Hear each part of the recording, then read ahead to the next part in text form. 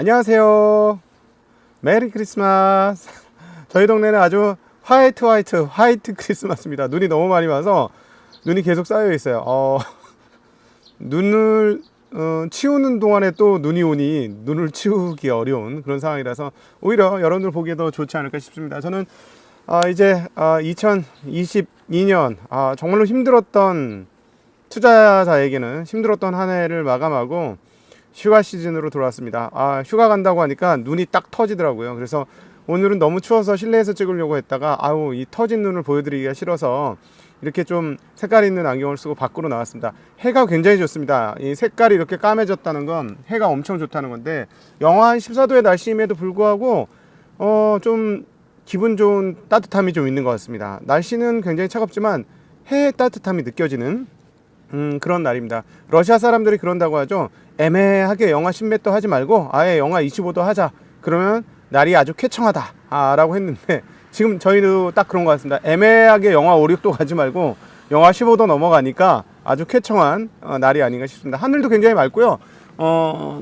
보시면 뒤에 보이시겠습니다만 구름도 좋고 겨울 하늘 치고는 굉장히 맑은 하늘입니다. 기분 좋은 크리스마스가 될 것 같습니다. 화이트 크리스마스의 환한 날씨, 좋은 날입니다. 주식시장은 반등에 성공하는 흐름들 보여주었습니다. 그리고 주식시장에서는 재미난 흐름들을 엿보게 되는데요. 이 주식시장의 전체적인 흐름 대비 심리도는 굉장히 악화되어 있구나라는 걸 다시 한번 느끼게 되는 날이었습니다. 이것은 미국 시장뿐만 아니라 한국 시장도 마찬가지인데요. 심리가 악화되었고 모두가 침체를 내다보고 있는 시점이기 때문에 오히려 내년도 23년도 상반기에 대한 기대감을 점점 키울 수 있는 그런 시점이 아닌가 싶습니다. 자, 이렇게 보시죠. 23년도가 22년보다 더 나쁠 수 있을까요? 네, 나쁠 수 있으려면 경제 위기가 와야 되겠죠. 경제 위기가 오면 분명히 더 나쁠 수 있을 것 같습니다. 그럼에도 불구하고 지표들이 나오는 걸 봐서는 경제 위기가 올 가능성은 그렇게 없어 보이고 은행들의 재무 상태나 이런 상황들이 그렇게까지 나쁘지 않기 때문에 사실은 좋죠. 이익도 많이 나고. 그래서 그런 측면에서 보면 위기가 온다라고 생각하기는 조금 어려운 것 같습니다. 그리고 이렇게 생각해 보시죠.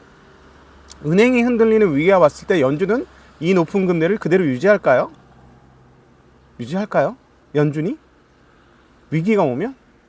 금리 조금만 내리는 건 문제가 됩니까? 문제 안 되죠. 예, 그런 측면에서 여지도 있습니다. 그러니까 경기 침체까지 오도록 연준이 밀어붙일 것이냐 여부인데 인플레이션이 고공행진을 한다면 그럴 수 있죠. 인플레이션이 고공행진한다면. 그런데 나오는 지표들은 전년 대비 인플레이션은 확실히 꺾이고 있다는 것을 우리에게 계속 보여주고 있고 오늘도 그것을 보여주고 있습니다. 그리고 저희가 계속해서 각종 유가라든가 이런 것들을 체크드리면서 집값, 렌트, 그 다음에 이런 여러 가지 다양한 얘기들 드리면서 하는 얘기는 뭐냐면 왜 그런 각각의 요소들을 끄집어와서 얘기를 드리냐면 인플레이션이 꺾이겠다는 거죠. 저희도 바보가 아닌 다음에 여기서 인플레이션이 더 고공행진해. 그래서 내년도 미국의 인플레이션은 전년 대비 7%, 8%, 9% 이렇게 계속 나와. 그러면 연준이 금리를 더 올려야 되겠죠. 그리고 그렇게 높아진 금리는 시장을 리세션을 이끌 거라는 건 충분히 예상해 볼 수 있는 것입니다. 그러나 인플레이션이 패트릭 하커가 얘기한 것처럼 4% 정도 수준으로 떨어지고 또는 그 이하로도 떨어지고 그리고 경제가 하강이 왔는데 하강 정도가 아니라 경제가 위기 상황으로 치달으는 리세션 상황이 왔을 때 연준이 금리를 더 올린다? 저는 그거는 좀 상상하기 어려운 대목이 아닐까 하는 생각입니다. 오늘 이렇게 말씀드리는 이유는 지금 이런 말씀을 드리는 게 복합적으로 작용한 시장입니다. 물론 거래는 한산했기 때문에 상방이 막히는 흐름들을 보여줬어요. 오늘 굉장히 재미났던 게 오르다가 막혔고 내려다가 다시 올라다가 막히고 내렸다가 다시 오르다가 막혔습니다. 그래서 상방이 딱 막히는 모습을 보여주었는데요. 아무래도 크리스마스 때를 맞아서 거래량이 상당히 줄었기 때문이다라고 볼 수 있을 것 같습니다. 주간으로 보면 다우는 0.86% 상승을 했고요. 반면에 S&P 500은 0.2% 하락하면서 3주 연속 하락. 그리고 나스닥은 1.94%나 하락하는 양상을 보여주었습니다. 3주 연속 하락했기 때문에 다음 주 연말은 거래량이 없어서 별 의미를 둘 수는 없겠습니다만 미국 시장도 반등을 한번 모색하지 않을까 하는 생각이 듭니다. 오늘 나온 지표에 대한 해석을 하게 될 거라고 저는 생각을 하는데요. 지금은 크리스마스고 26일까지 휴장이기 때문에 27일부터 오늘 나왔던 지표들에 대한 생각을 조금 하지 않을까 싶습니다. 일단 오늘 나와 있는 것들은 인플레이션이 모두 우하향하고 있다는 걸 보여주는 대목이었는데요. 개인 소비 지출, 내구재 수주, 인플레 기대 심리가 모두 떨어졌습니다. 내구재 수주는 넉 달 만에 감소세로 접어들었는데요. 살펴보면 개인 소비 지출은 전년비 6.1%에서 5.5%로, 그 다음에 전월비는 0.4%에서 0.1%로 줄어들었습니다. 근원 소비자 지출은 5.0에서 4.7로 떨어졌습니다. 근원 소비자 지수 전월비는, 소비 지출 전월비는 0.3에서 0.2로 이것도 떨어졌습니다. 그리고 개인 지출 전월비는 0.9에서 0.1로 떨어졌습니다.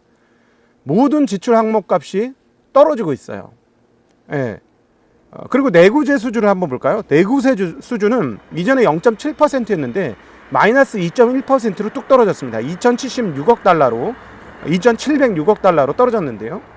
넉 달 만의 감소세입니다. 근원 내구재 수주는 조금 올라온 것 같은데 재미난 게 있습니다. 국방 제외 내구재는 얼마가 됐느냐? 0.4%에서 전월비 마이너스 2.6%로 떨어졌습니다.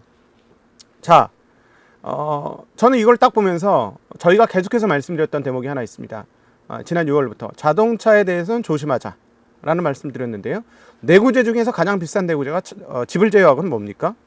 자동차죠. 국방을 제외하고 보면 역시나 자동차가 제일 중요한데, 최근에 자동차 흐름을 한번 보셨습니까? 자동차 흐름이 뭐 테슬라로 이미 상당 부분 알고 계시지만 52주 신저가입니다. 근데 테슬라만 이럴까요? 네, 루시드, 리비안 거긴 더 정말 흉악하게 떨어졌습니다. 그 전에도 계속해서 떨어졌기 때문에. 근데 거기만일까요? 아닙니다. 포드, GM도 52주 신저가 근처에 다 떨어져 있어요. 그러니까 내구재 소비가 계속 줄고 있다는 거죠. 그런데 재미난 거 한 대목, 소득은 살아 있습니다. 개인 소득은 꾸준히 증가하고 있죠. 자, 소득을 한번 볼까요? 개인 소득 전월비는 0.7%에서 0.4%로 증가폭은 줄었지만 늘고는 있는 거죠. 늘고 있습니다. 네, 실질 개인 소비 개인 소비는 0.5%에서 0.0%로 좀 줄었습니다. 그냥 전월보다 더 이상 늘지 않는 건데요.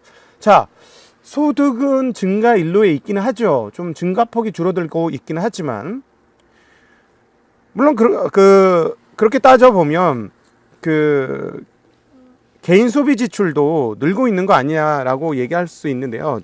전년비로는 그 증가폭이 확실히 줄어들고 있기 때문에 이건 는다고 보기는 좀 어려울 것 같습니다. 자, 그래서 여기에다가 내구재 소비는 확실히 마이너스가 떴어요. 자, 그러면 요거를 종합해 보면 무슨 얘기가 나오냐면, 개인 소득이 아직 본격적으로 줄진 않았어. 그런데 비싼 거부터 안 사기 시작하는 흐름이 포착이 돼. 그러면서 슬슬 소비 지출도 증가폭이 둔화해. 이런 흐름들이 나온다는 것이죠. 자, 그러니까 인플레이션을 자극할 수 있는 요소들은 떨어지는데 개인 소비는 살아있다. 아직까지 개인 소득은 살아있다. 요게 중요한 대목이고요. 자, 미시건대 인플레이션 기대 심리가 나왔습니다. 이거 떨어졌어요. 1년치는 3.0에서 2.9%로 떨어졌고요. 5년치는 5년치가 3.0에서 2.9로 떨어졌고, 1년치는 4.6에서 4.4로 떨어졌습니다. 미시건대 그 소비자 기대 지수 같은 거는 뭐 그대로 그냥 별로 안 떨어졌어요. 소비자 심리 지수는 59.1에서 59.7. 그다음에 소비자 기대 지수는 58.4에서 59.9. 그러니까 이런 게 섞여 있는데, 일단 개인들의 소득 상황은 버텨주고 있다. 지금 미국은. 그런데 경기가 하강할 거라고 모두가 얘기하고 있고, 금리가 높아지니 다들 뭔가 좀 두려워하고 있다. 그래서 소비에서 뭔가 제어가 나타나고 있다는 거, 오늘 그 대목에서 확인할 수 있는 가장 좋은 대목이 아닌가 싶습니다. 이 부분에 대해서 시장이 앞으로 해석을 좀 하지 않을까 싶고요. 자, 이런 상황이니까 채권이 어떤 일이 벌어졌을까요? 아주 채권이 재밌습니다. 채권이 그동안 어떤 시기 때도 딱 제자리에 있었는데 오늘 금리가 많이 튀었습니다. 장기물 쪽에서는 거의 10pp 가까이 금리가 튀는 것을 보여줬거든요. 자, 왜 그랬을까요? 저는 이걸 이렇게 해석하고 싶습니다. 왜 채권 가격이 떨어졌느냐? 채권 금리가 왜 튀었느냐? 지표들 보니까 인플레이션은 낮아져. 그래서 약간 리세션이 올 것 같기도 한데, 그러니까 우리가 그동안에 금리를 내리고 채권 가격을 올렸잖아. 불황이 올 거니까 금리를 결국 내릴 거니까 근데 보니까 개인 소비가 살아있네. 그리고 개인 소비가 살아있는 거 보니까 인플레이션은 감소되고 개인 소득이 살아있는 거 보니까 경기가 하강하는 건 맞는데 경기가 침체 올 것까지는 좀 애매한 걸? 이런 생각을 하게 되죠. 그러면 금리가 어떻게 되죠? 연준이 금리를 인플레이션 잡기 위해서 현재 상황을 유지하는 상황들이 유지될 수 있죠. 개인 소득이 깨지고 완전히 리세션으로 가는 상황이 아니라면 연준이 금리를 안 내리고 버틸 수가 있겠죠. 내년도에. 그 생각을 채권 시장이 조금 한 게 아닌가 하는 생각이 듭니다. 이런 도표를 보여드리면서 말씀을 드리면 좀 쉬울 텐데 말로만 해도 좀 이해가 되실지 모르겠습니다. 자, 신규 주택 판매는 조금 늘었습니다. 11월치에 60만 5천 채에서 64만 채로 조금 늘어나는 그런 흐름들을 보여줬고요. 굴착 장비 수는 소폭 늘었습니다. 620에서 622, 그 다음에 총 원유 시추 수는 776에서 779로 조금 늘었는데, 오늘 그 원자재 가격에서 특이한 거는 유럽 가스 가격이 82유로까지 떨어졌습니다. 이거 얼마였죠? 300유로였어요. 이게 82유로까지 떨어졌습니다. 그래서 전쟁 전후로 유럽의 가스 가격이 떨어졌습니다. 굉장히 의미 있고요. 근데 유가는 올랐습니다. 왜 유가가 올랐냐면 지금 러시아 그 원유 상한제가 도입이 됐죠. 그러니까 그 러시아에서 뭐라고 했냐면, 알렉산드로 노박 러시아 부총리가 유가 상한제 정책을 준수하느니 감산의 위험을 감수할 수 있다. 내년 초 석유 생산을 5에서 7%가량 줄일 수 있다라고 얘기하면서 유가가 올랐습니다. 가스 가격은 전쟁 전후로 떨어졌는데 말이죠. 그리고 다양한 흐름은 반도체가 떨어졌다가 반등해서 강보합으로 끝났습니다. 어제 마이크로 테크놀로지가 그렇게 발표하고 아주 재앙의 날이었는데요. 마이크로 테크놀로지 플러스가 났고 전반적으로 회복되면서 마감이 됐다는 건 기술주들 입장에서는 조금 긍정적이었던 흐름이었다, 이렇게 정리해 볼 수 있겠습니다. 햇볕이 따뜻해서 따뜻할 줄 알았는데 속이 덜덜덜 떨 너무 춥다. 네, 오늘 이 정도로 마감하도록 하겠습니다. 여러분 모두 행복한 크리스마스 되시고요. 여러분의 행복한 크리스마스 저희 증시각도기 TV 응원하도록 하겠습니다. 22년 한 해 정말 고생 많으셨고 23년도에는 화끈하게 복수 한번 하는 투자의 한 해가 되었으면 좋겠습니다. 여러분 한 해 고생 많으셨고요. 23년에는 희망찬 한 해로 같이 만들어 나가기를 소망합니다. 안녕.